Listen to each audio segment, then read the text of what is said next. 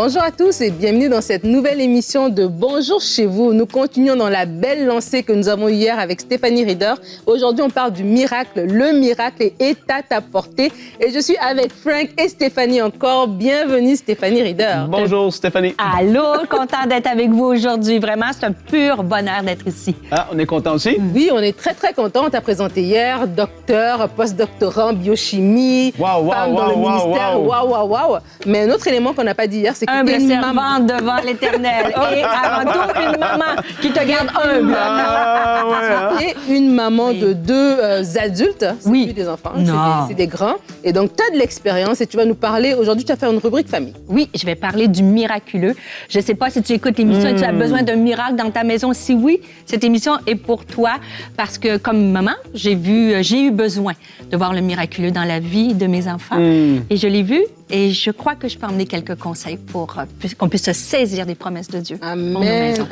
Une émission sur le miraculeux. Une émission sur le miraculeux. Ça, on aime ça. On aime ça. Et d'avoir une femme qui a de l'expérience, la sagesse, qui a vu des choses, qui a vu des victoires, ça va encourager plus d'un. En tout cas, moi, je vais être toute oui pour ta rubrique tout à l'heure. Mais avant ça...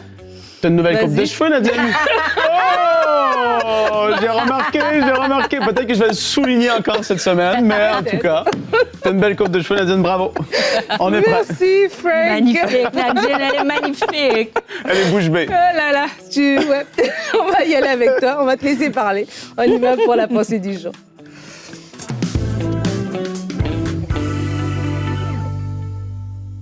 Eh oui, une émission sur le miraculeux. Et puis, je veux aussi encourager, justement, à avoir une attitude ou développer certains points par rapport à l'attitude de quelqu'un qui s'attend à un miracle. Et là, on va lire dans Matthieu, chapitre 9. Et d'ailleurs, Matthieu, chapitre 8, 9 et 10, je veux vous encourager à aller les lire. Sont tellement forts, riches dans le miraculeux, dans le surnaturel que Dieu a accompli à travers de Jésus ici. Et là, on est dans Matthieu, chapitre 9, les versets 18 à 22. On les lit rapidement. Après, je fais ressortir 2 points par rapport à ce texte. Tandis qu'il leur adressait ces paroles, voici un chef arriva, se prosterna devant lui et dit, « Ma fille est morte il y a un instant, mais viens, impose-lui les mains et elle vivra. » Jésus se leva et le suivit avec ses disciples. Et voici, une femme atteinte d'une perte de sang depuis 12 ans s'approcha par derrière et toucha le bord de son vêtement. Car elle disait en elle-même, « Si je puis seulement toucher son vêtement, je serai guérie. » Et Jésus se retourna et dit, en la voyant, « Prends courage, ma fille, ta foi t'a guérie. » Et cette femme fut guérie à l'heure même.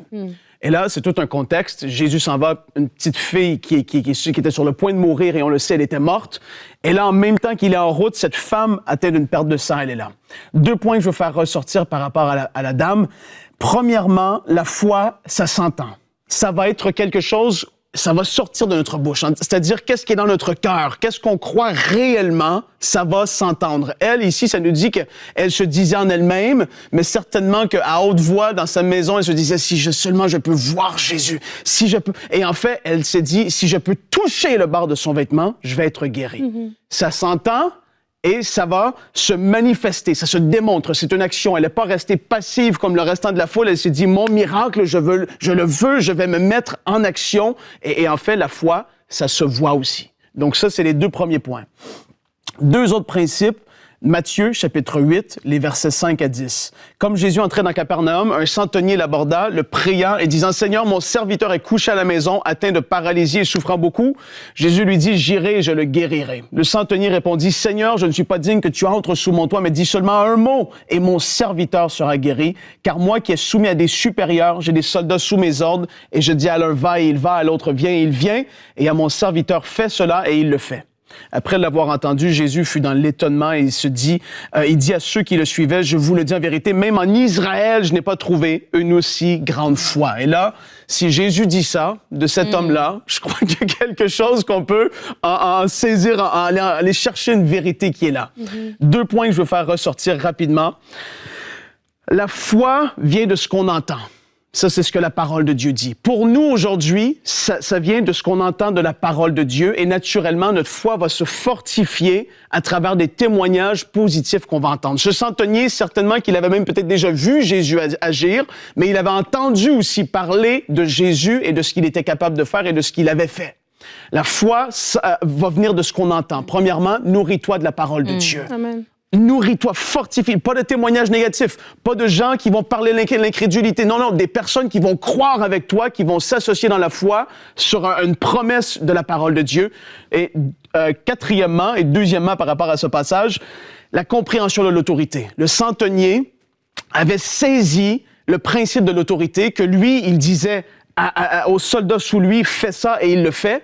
Et là, il avait saisi l'autorité avec laquelle Jésus fonctionnait. Il se disait, mais cet homme a une autorité extraordinaire, certainement lui-même, parce qu'il sait ce qu'il exprime à Jésus. Je dis ça, et mes serviteurs le font, et toi, tu parles aux démons et ils sortent.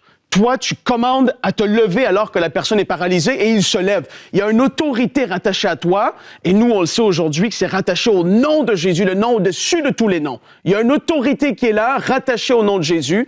Il le comprenait, ce principe-là de l'autorité que Jésus avait. Il a dit, viens même pas chez moi. Dis juste un mot, parce que tu as une autorité.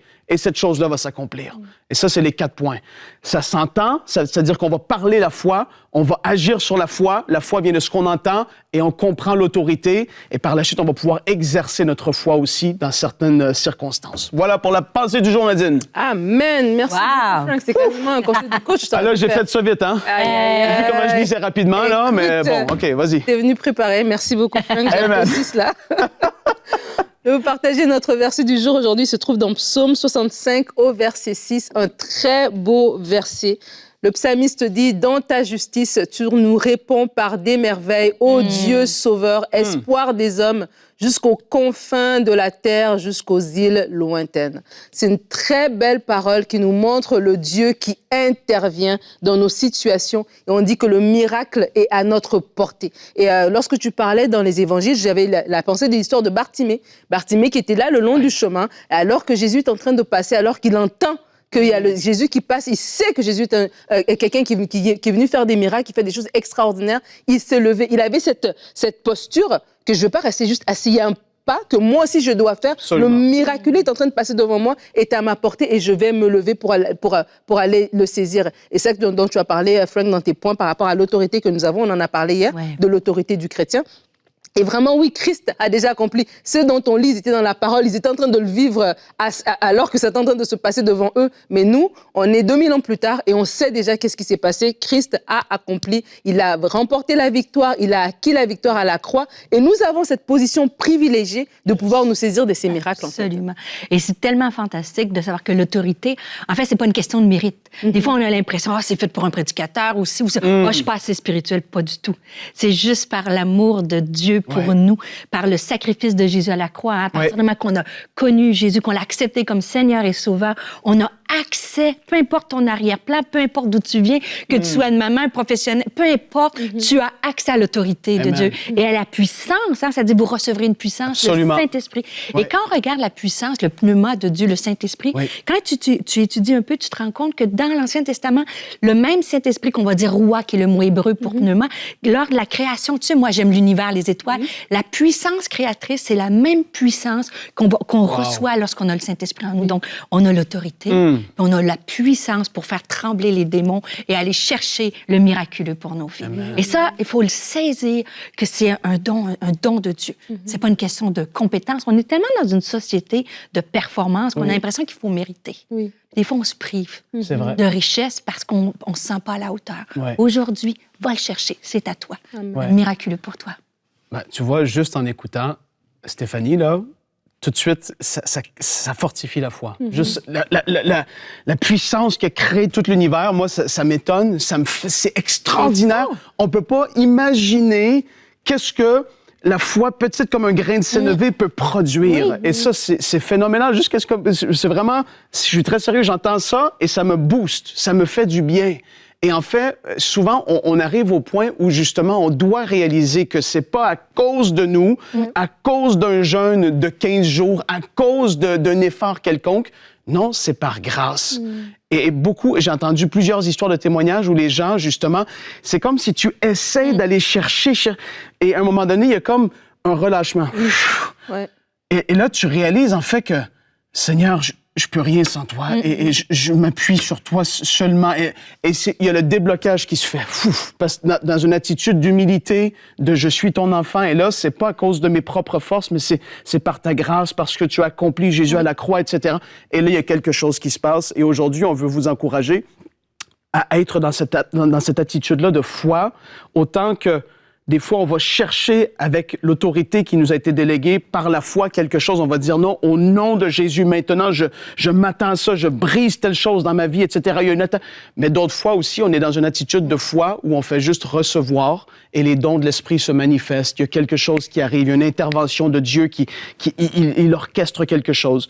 Mais le but, c'est d'être dans la foi. Dieu agit à travers notre foi. Et ça, on veut ramener ça à la simplicité de tout ça. Donc, voilà un peu pour... Et exactement, quand tu sais, dans la Bible, quand ça dit « c'est quand je suis faible que c'est alors que je suis fort », c'est de reconnaître... Tu sais, bon, moi, je suis un petit peu plus âgée que vous, mais plus, je dirais franchement, en confidence, plus j'avance en âge, plus j'avance en expérience quand même, plus je dois vous dire que dans les 2 dernières années particulièrement, je suis revenue à cette réalisation que c'est pas ma connaissance, mon expérience, tout ça, c'est plus... que je me remets à la puissance de Dieu, le canal. Moi, je suis que le canal. Et chacun de nous, on est des canaux que Dieu veut se déverser en nous. Et c'est là de réaliser, quand je me sens faible, c'est justement là, c'est là que je suis forte. Ça a l'air d'un cliché, mais des fois, on le sait de façon intellectuelle, mais de le mettre en pratique. De dire, aujourd'hui, j'ai pas la force, mais je n'ai pas besoin, parce que j'ai toute la puissance de Dieu. Et c'est là de réaliser que, tu sais, comme quand je reste attachée à la branche, le cep de tout ça rentre en moi et j'ai accès à cette puissance-là. Et ça, c'est disponible à toutes les secondes, peu importe ta détresse. C'est aujourd'hui. Amen. Et quand si tu te sens faible, tu as accès à cette autorité-là, cette puissance-là. J'ai en tête le témoignage de Mylène Kéry, que tu connais bien, que je me rappelle quand elle a posté sur ses réseaux sociaux qu'elle était enceinte. On parle du miraculeux qui t'a apporté. Tu te dis, waouh, j'étais émue comme si c'était ma sœur, quoi. C'est ma sœur dans le Seigneur, mais j'étais tellement touchée parce qu'on en avait parlé avant et tout ça, de son combat. Et elle dit, c'est comme elle arrivait à un point où est-ce que tu lâches prise. Exact. Tu fais confiance à Dieu. Tu sais ce que Dieu a déjà fait. C'est pas que tu restes dans la foi, mais comme dans un repos, j'ai envie de dire. Et c'est là, en fait, le miraculeux, il est là. Il est à ta portée. Il était juste à côté. Ce bébé était là. Et c'est comme elle s'est relâchée avec son mari. OK, Seigneur, on te fait confiance. Et le miraculeux est arrivé. Et des fois, vraiment, il faut s'encourager en écoutant des témoignages comme ça. Franck l'a dit, de ne pas de s'entourer des choses négatives, mais vraiment de voir des gens pour qui Dieu a intervenu. Ça a pris les années que ça a pris, mais il a intervenu quand même. Et je crois que lorsqu'on se met comme ça, dans cette atmosphère-là, que ce soit par des émissions qui nourrissent notre foi, mais par des témoignages, des gens qu'on voit dans la vraie vie, je te dis que Dieu a donné un bébé à Mylène et Antoine, mais qu'est-ce que Dieu va me donner? Dieu va me donner ma santé. Dieu va me donner ce foyer dont j'ai besoin. Dieu va m'aider dans ce défi que je traverse, parce que tu vois Dieu à l'action, en fait. Et c'est ça, je vous encourage à regarder l'action de Dieu, à croire qu'en 2023, Dieu agit encore. Des miracles sont encore possibles dans cette saison. Les miracles ne sont pas le produit de la technologie. C'est pas la technologie qui nous amène le miraculeux. C'est l'Esprit de Dieu qui amène le miraculeux. Et si vous vous mettez dans cette posture-là, je suis certaine que le Seigneur va vous étonner par son action dans vos vies. Alors, si vous avez besoin du miraculeux dans votre foyer, dans votre maison, nous allons être encouragés et enseignés par Stéphanie dans la rubrique Famille.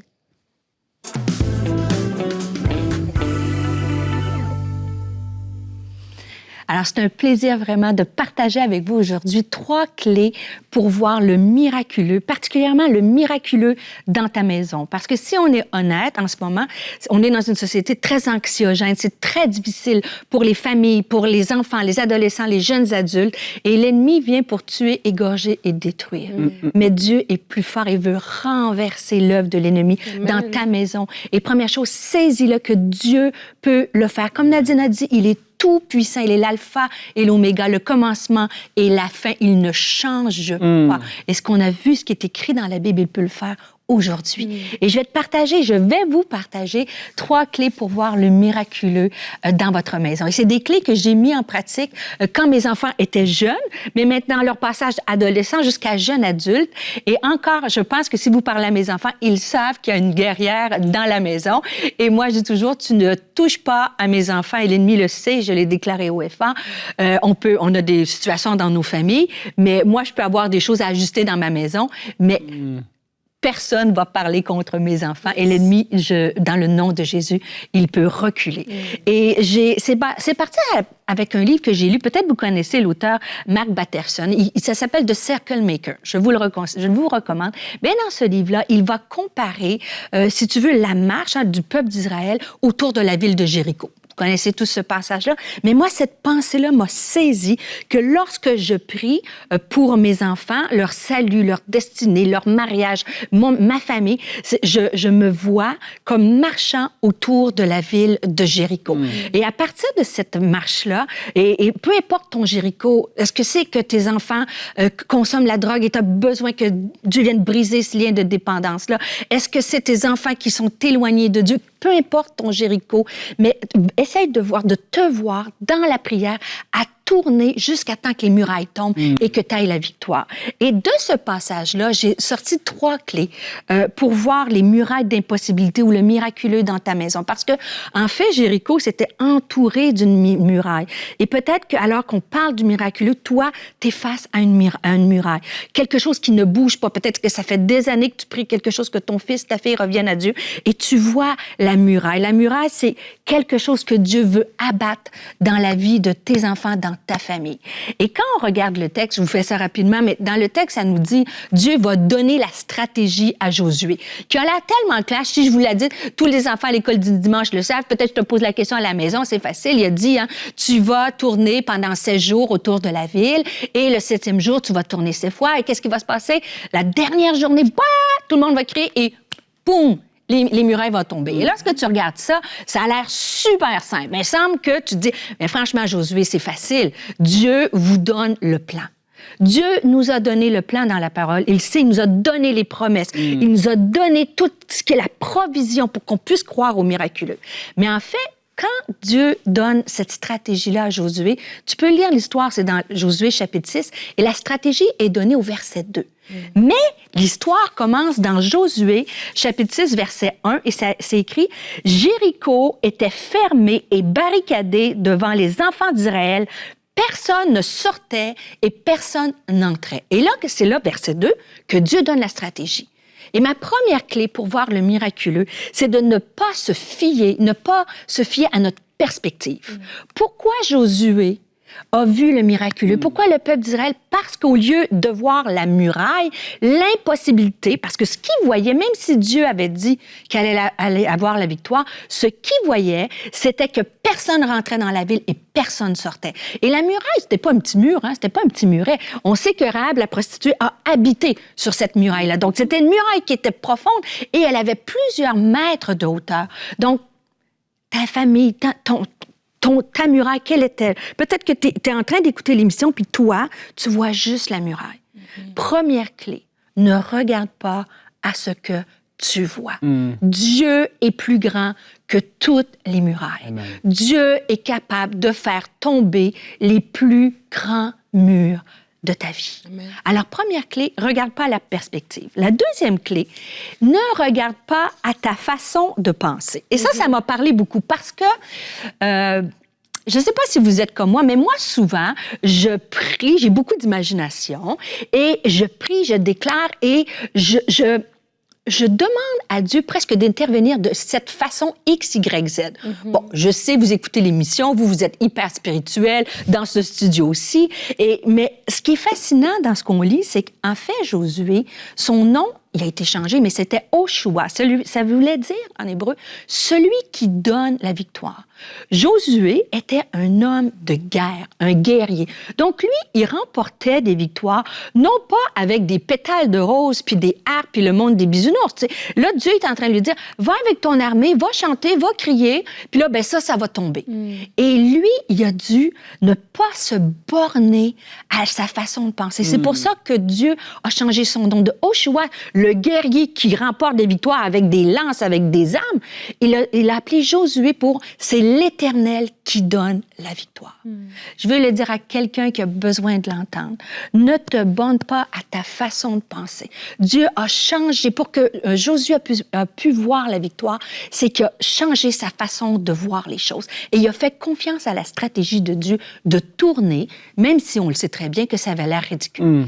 Et Je veux te dire que Dieu peut te surprendre. Pour voir le miraculeux dans ta maison, Dieu peut le faire différemment de ce que tu penses. Et il y a un autre exemple dans la parole de Dieu. Je ne sais pas, vous connaissez Naaman, cette fameuse histoire-là, hein, où Naaman, c'est un homme qui est riche, c'est un homme qui est prospère, mais la seule chose qu'il est malade. Et là, il entend que le prophète Élisée pourrait le guérir. Donc, il s'en va voir le prophète, puis là, il a ses champs, il a son argent, puis là, il a toute sa façon de penser.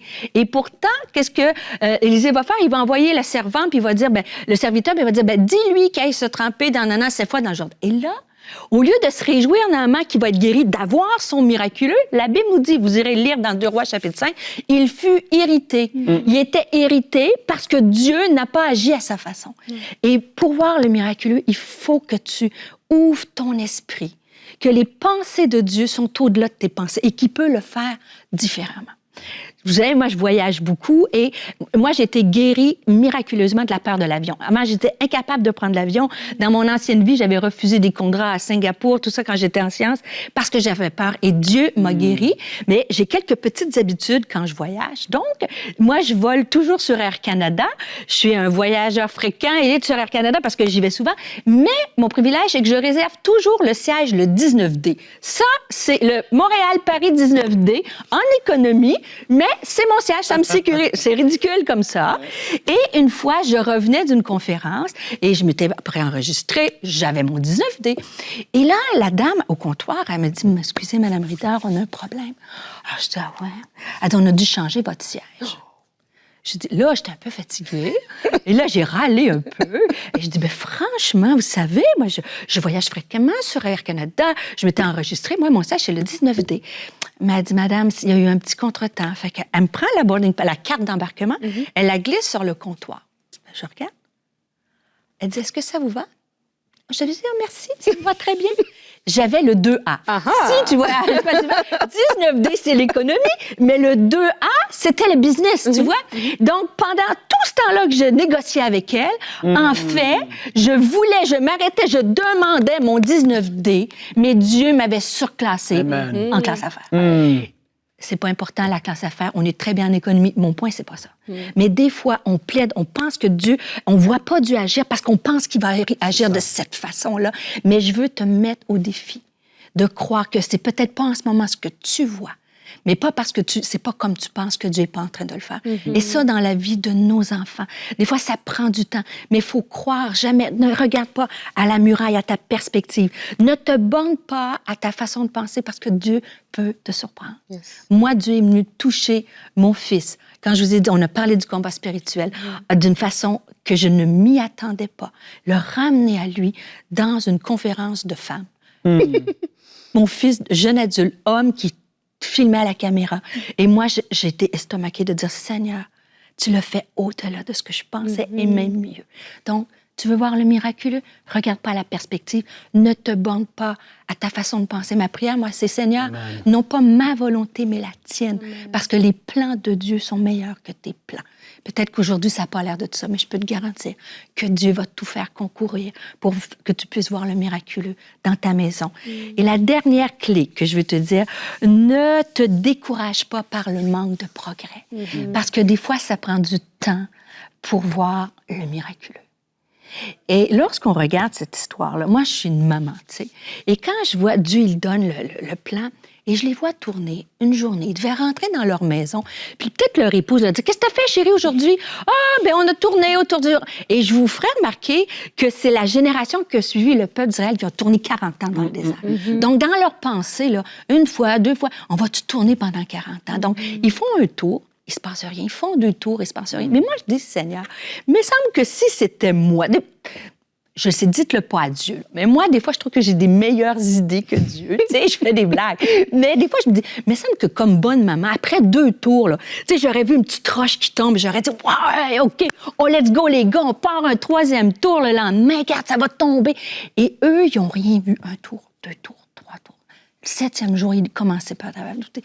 Et je me dis peut-être pas parce que tu ne vois rien, que Dieu n'est pas en train d'agir dans la vie, dans ta maison, dans ton mariage, dans tes finances, dans ta santé. Tu es peut-être à la 7e journée, le 7e tour de ta 7e journée. Et si tu t'arrêtes là, tu ne verras pas le miraculeux. Et je veux te dire, continue de tourner, de réclamer avec autorité, comme tu l'as dit, avec puissance, et tant que la muraille ne sera pas tombée. Et on le voit partout dans la parole de Dieu. Les plus grands, Sarah a pris 25 ans d'avoir son bébé dans ses bras. Peut-être c'est l'infertilité, continue de prier. Yes. Il y a plein d'endroits, on voit Joseph avec tout ce qu'il a traversé, il y a eu le miraculeux, il est devenu un des hommes les plus influents, mais après combien de temps? Et ne t'arrête pas de tourner. Et moi, dans ma vie personnelle, moi, j'ai donné ma vie à Dieu à l'âge de 15 ans. Donc, ça fait quelques années de cela. Et j'étais la seule chrétienne dans ma famille, littéralement. Ma mère se disait athée. Mon père était un catholique pratiquant, tout ça. Et je peux te dire que j'ai vu, après des années de prière pour le salut, de voir le salut de Dieu, que ma mère est décédée, mais que mon père puisse connaître Dieu. Il s'est converti alors que j'ai apporté la parole dans une petite église de 60 personnes. Et j'ai vu mon père donner sa vie à Christ après 30 ans de vie chrétienne. Je te souhaite pas peut-être 30 ans que tu réclames, que tu tournes autour. Mais une chose est certaine, que ce soit 1 an, 2 ans, 30 ans, tiens-toi à la brèche pour le salut de ta maison, pour le salut de ton mariage, pour ta destinée, parce que ça en vaut la peine. Et n'oublie jamais que Dieu est celui qui fait tomber les murailles. Il l'a fait physiquement dans cette histoire-là. La Bible est vraie. La Bible ne ment pas. S'il est capable de le faire physiquement, il peut le faire spirituellement, émotionnellement dans ta vie. Il peut ramener la personne la plus loin de Dieu et la ramener près de son cœur. Alors voilà, les 3 clés, ne regarde pas ta perspective. Ne te borne pas à ta façon de penser parce que Dieu peut te surprendre. Et ne te laisse pas décourager par le manque de progrès. Amen. Merci beaucoup pour cette belle rubrique, cette très belle rubrique famille. C'était émouvant. Il y avait tellement de choses qui ont été dites. J'aimerais qu'on puisse prier. Frank, je vais te laisser prier pour des gens qui sont découragés, qui sont à ce 7e tour de la 7e journée. Et c'est la tentation de lâcher très forte. Mais je sens vraiment qu'il y a l'onction de Dieu sur le plateau pour ces personnes. C'est vrai qu'on ressent la présence de Dieu. Seigneur, nous t'adorons. Et aujourd'hui, on veut prier ensemble d'un commun accord, afin que chaque personne qui suit maintenant, ils ont été interpellés, on a tous été interpellés par ce qu'on vit, mais par ta puissance, par la grandeur que tu as, par les paroles de foi et de vie qui ont été données par Stéphanie. Seigneur, on veut prier afin qu'ils soient fortifiés dans leur combat maintenant. On veut prier que tu renouvelles la vision, la perspective qu'ils ont de ce qu'ils vivent, de ce qu'ils peuvent traverser. Renouvelle, s'il te plaît, surnaturellement, fais-le. Donne-leur de voir de nouvelles façons. Oui, Amen, Delebro. Seigneur, donne-leur de voir de nouvelles manières. On prie que tu renouvelles la perspective. On prie que les pensées, et même les pensées de l'ennemi qui ont voulu s'élever contre ta parole, on prie que cela soit brisé dans le nom de Jésus. On prie que tout mensonge, tout faux raisonnement puisse s'écrouler par terre. Seigneur, que ta parole, que ta vérité soit ce qui tranche, ce qui soit élevé, soit ce qui est mis de l'avant dans leur vie. Et on veut prier afin qu'ils persévèrent dans ce combat. J'ai dû persévérer, Nadine aussi, Stéphanie, on a tous eu des combats et on a dû persévérer. On prie maintenant pour nos frères et sœurs. Nous les aimons, nous les soutenons dans ce qu'ils vivent. On prie qu'ils soient soutenus, on prie qu'ils soient fortifiés. On prie que toute attaque contre eux soit brisée dans le nom de Jésus. Et Seigneur, on te remercie parce que ta parole, elle est vie. Elle produit la foi. On prie que leur foi soit élevée, fortifiée, afin qu'ils voient la percée et qu'ils en témoignent. Et nous t'adorons et nous te remercions pour ta grandeur et ta fidélité. Tu ne mens jamais. Seigneur, nous te remercions. Merci, Jésus. Amen. Amen. Amen. Merci, Seigneur. Merci, Frank. Merci énormément, Stéphanie, pour ta belle rubrique. Amen. On va se retrouver jeudi. Tu feras une dernière émission avec nous, un conseil du coach. Nous allons nous retrouver demain. On continue cette semaine merveilleuse avec ces très, très belles émissions. Demain, notre thème sera « Sais-tu tirer le meilleur de ta situation ?» Et Annabelle sera là pour une rubrique famille sur réussir ses vacances en famille. Une belle émission, je crois, que nous aurons demain. Soyez bénis. À demain et bonjour chez vous.